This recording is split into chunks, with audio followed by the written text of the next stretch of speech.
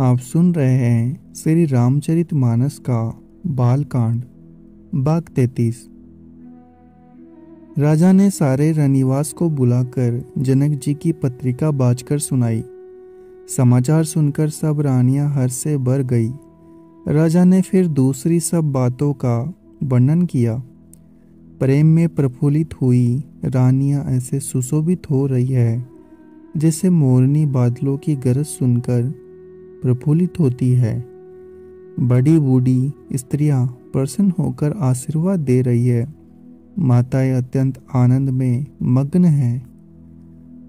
उस अत्यंत प्रिय पत्रिका को आपस में लेकर सब हृदय से लगाकर छाती शीतल करती है। राजाओं में श्रेष्ठ दशरथ जी ने श्री राम लक्ष्मण की कीर्ति और करनी का बारंबार वर्णन किया। यह सब मुनि की कृपा है, ऐसा कहकर वे बाहर चले गए। तब रानियों ने ब्राह्मणों को बुलाया और आनंद सहित उन्हें दान दिए।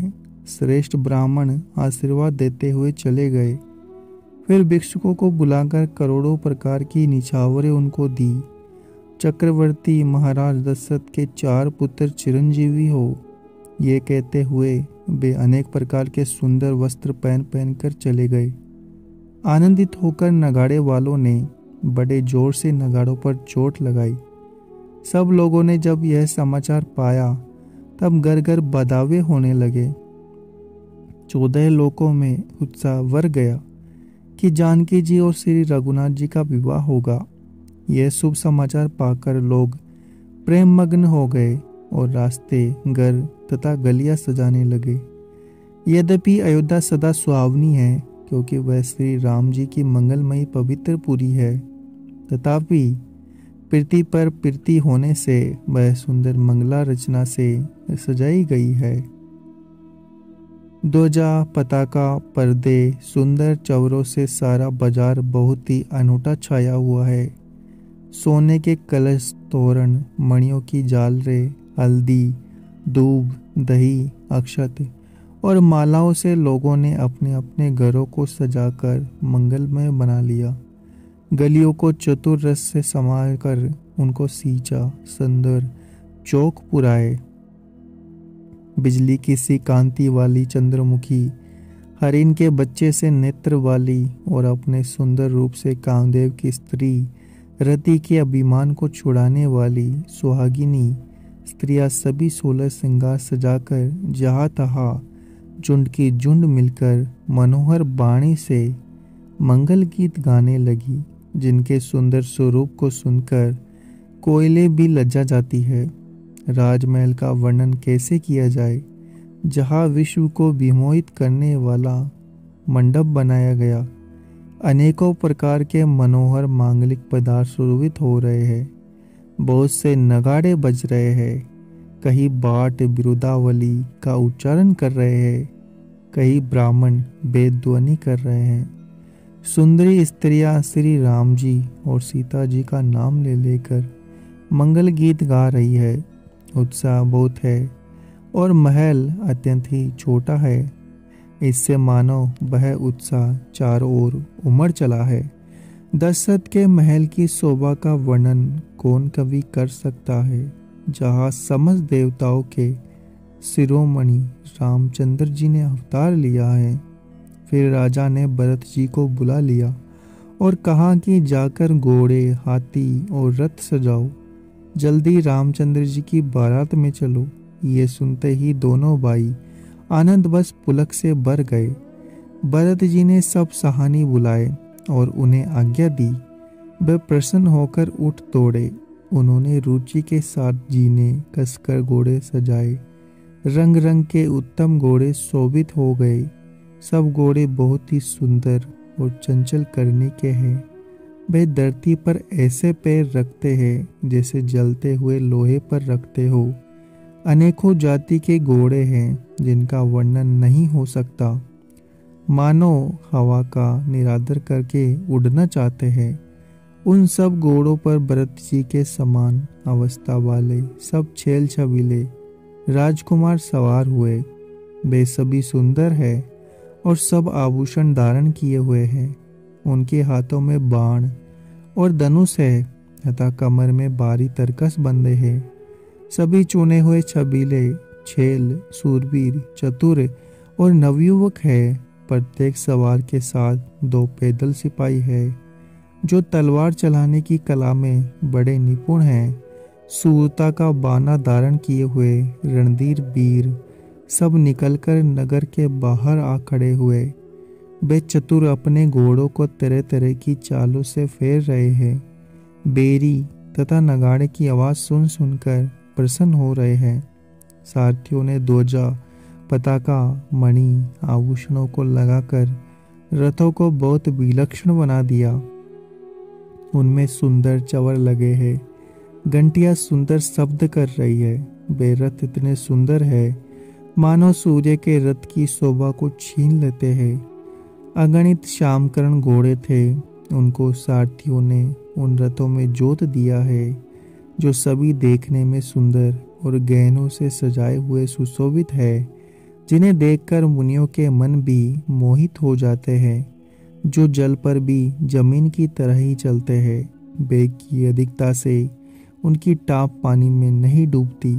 अस्त्र शस्त्र सब साज सजाकर सारथियों ने रथियों को बुला लिया। रथों पर चढ़ चढ़कर बारात नगर के बाहर जुटने लगी। जो जिस काम के लिए जाता है सभी को सुंदर शकुन होते हैं। श्रेष्ठ हाथियों पर सुंदर अंबारियां पड़ी है।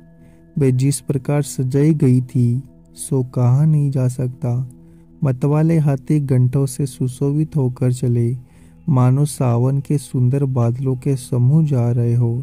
सुंदर पालकियां सुख से बैठने योग्य तामजान और रथ आदि और भी अनेकों प्रकार की सवारियां हैं।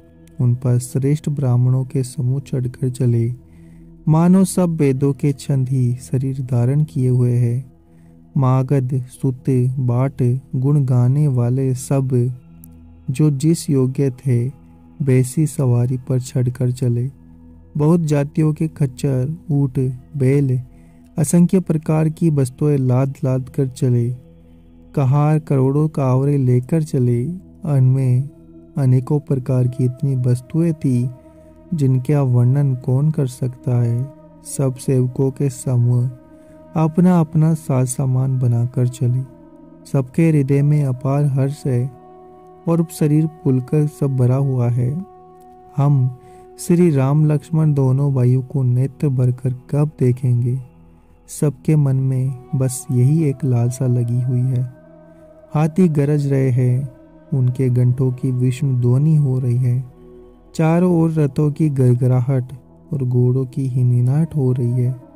बादलों का निरादर करते हुए नगाड़े घोर शब्द कर रहे हैं। किसी को अपनी अपनी पराई कोई बात कानों से सुनाई नहीं देती।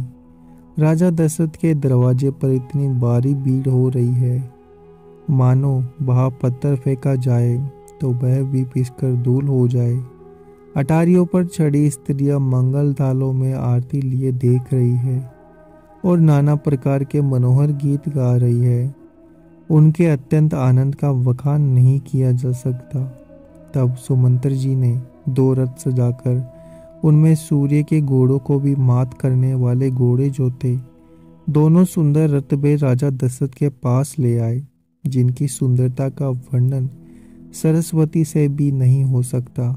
एक रथ पर राजसी सामान सजाया गया और दूसरा जो तेज का पुंज और अत्यंत ही शोभायमान था, उस सुंदर रथ पर राजा वशिष्ठ जी को हर्षपूर्वक चढ़ाकर फिर स्वयं शिव, गुर और सूरी, गौरी और गणेश जी का स्मरण करके रथ पर चढ़े।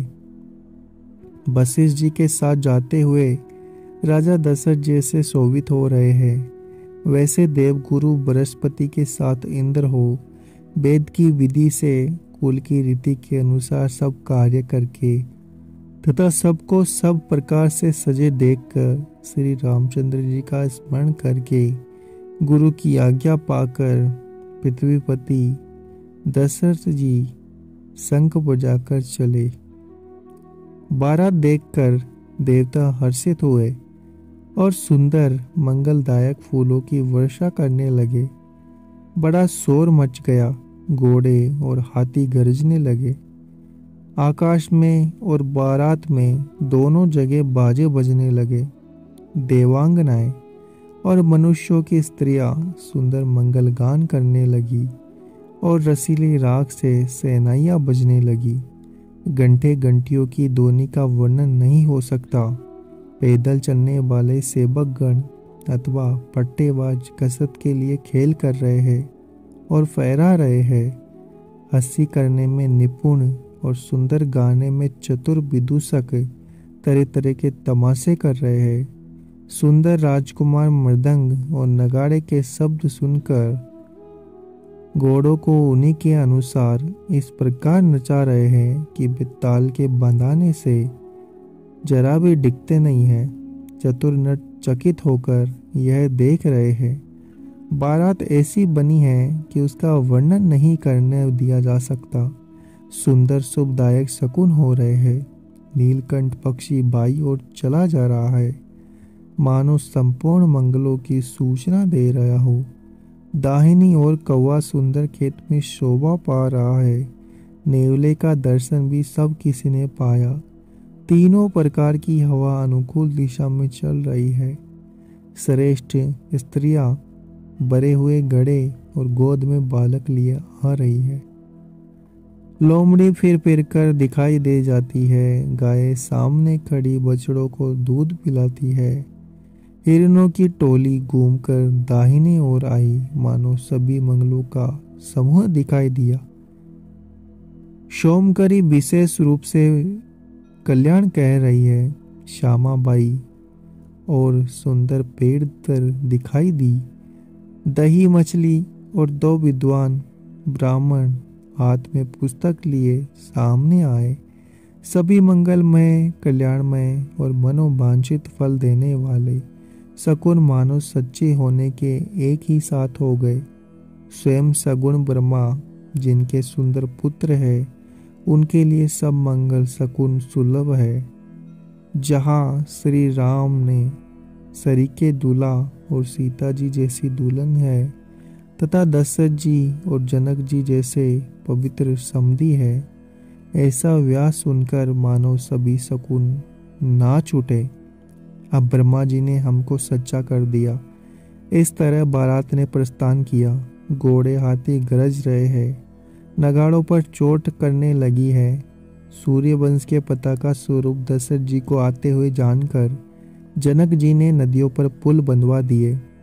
बीच बीच में ठहरने के लिए सुंदर घर बनवा दिए, जिनमें देवलोक के समान संपदा छाई है और जहाँ बारात के सब लोग अपने अपने मन की पसंद के अनुसार सुहावने उत्तम भोजन, बिस्तर और वस्त्र पाते हैं। मन के अनुकूल नित्य नए सुखों को देखकर सभी बारातियों को अपने घर भूल गए। बड़े जोर से बजते हुए नगाड़ों की आवाज़ सुनकर श्रेष्ठ बारात को आती हुई जानकर आगवानी करने वाले हाथी, रथ, पैदल और घोड़े सजाकर बारात लेने चले। अगर आपको हमारा ये प्रयास अच्छा लग रहा है तो चैनल को सब्सक्राइब करें, वीडियो को शेयर और लाइक करना ना भूलें।